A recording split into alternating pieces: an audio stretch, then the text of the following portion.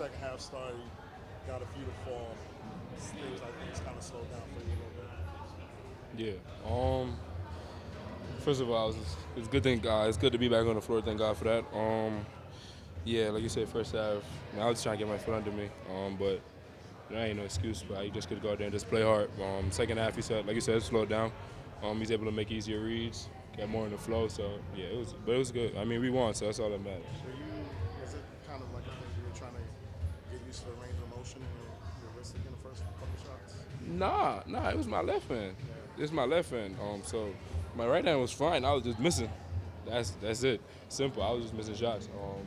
Ain't nothing else I can say about that except that's what's got to go in. That's all.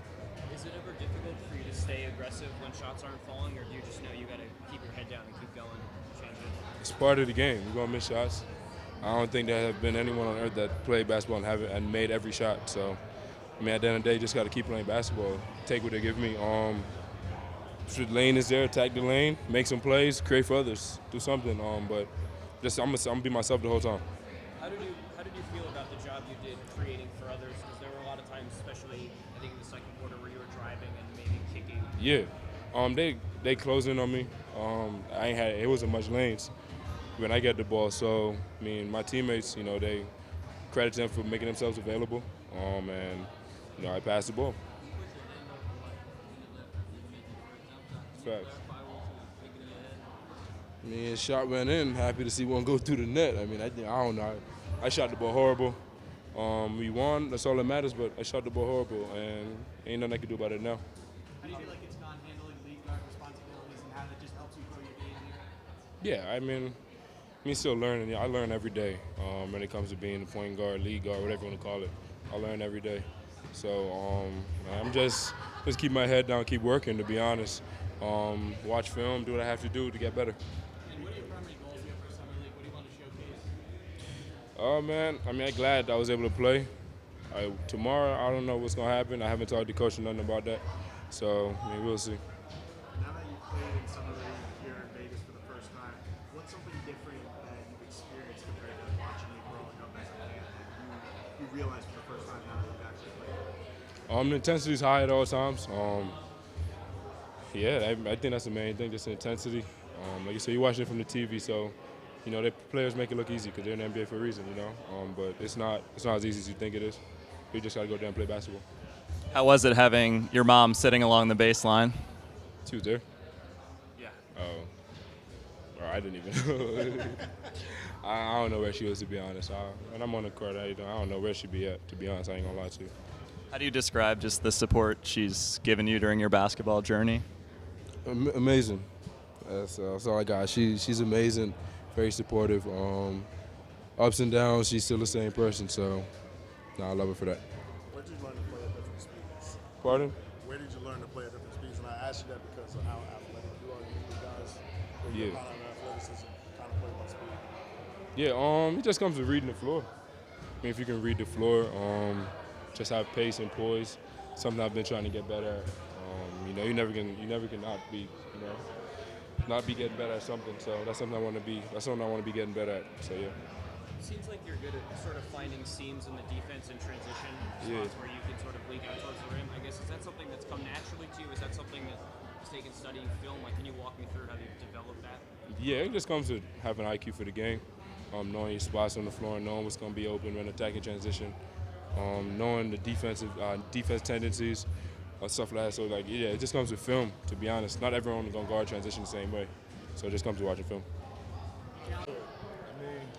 Yeah, so far, kind of got a little bit of a feel so far, kind of getting a little bit more adjusted, comfortable in our offense, things like that, kind of finding my rhythm. But hopefully, it's building blocks. I can go from here. When you get consistent, touches and rhythm, how does that affect a guy a little bit? When you get consistent touches and you get into a rhythm? I don't think touches should justify your rhythm. I think you should. Basketball is a lot more than just touches. Obviously, touches is going to drop when you playing with guys like Embiid. Everybody says it, but that's the truth. We're playing the summer league, so you maybe get a little more shots. You may shoot a little bit more than you might be better shots, maybe bad shots, but that was some leagues for. But I don't think shots to determine how much you're in a rhythm. You talked at the beginning of when we got to Las Vegas about the improvement that you feel you have made and continue to make with your jump shot. I guess where do you feel like it's at right now, and how rewarding has it been for quite a few of these games for you to shoot the ball well from deep? I've been shooting all right. I missed 4 threes today, so that was something I wasn't happy with. Probably should have made a couple more or made an extra pass. But, I mean, I guess I've been shooting pretty good, I guess, okay. There's still a lot of room for improvement, you know, as far as shot selection and, you know, the consistency of shooting and making them. So, yeah. What did you see from DJ in terms of just playing through, misses and trying to find his rhythm, but not letting it dictate like his effort, energy, defensive focus? I think it was good to see for, you know, his teammates and for the Sixers fans because, you know, his first game he had an amazing game and everybody loved it. You know, today he didn't really score it, you know, like he did the first game. He was struggling a little bit offensively. But, you know, if you see it didn't affect his energy on the defense end or his ability to keep attacking. So that was good to see that, you know, he didn't let his scoring difficulties affect the rest of his game. What did it mean to you to have Coach Pearl here supporting you? It was great. You know, obviously that was my coach from my last 2 years. We have a great relationship. So having him in the building, he texted me before the game saying he was coming here. So maybe that's why I got a double-double. You know, who knows? How do you think he was sitting next to Nick Nurse? What do you think he would say about your game to your new coach? Man, I don't know. I might have to talk to him and ask him and find it out later. You know, obviously, 2 great coaches. You know, leaving one to go to the next one. So hopefully I can build a great relationship with Coach Nurse as well. You know, like I did Coach Pearl. What have your impressions been on Hunter Salas so far? Do a lot of the defensive end, a lot of the offensive end. What's it bringing to you guys? For sure. You know, he's very active on defense, like you said. He's very long. You know, he can get in past the lanes, things like that. And offensively, you know, he's very crafty. You know, he kind of can create his own shot, can create for others a little bit. So I think he's a good weapon for the team.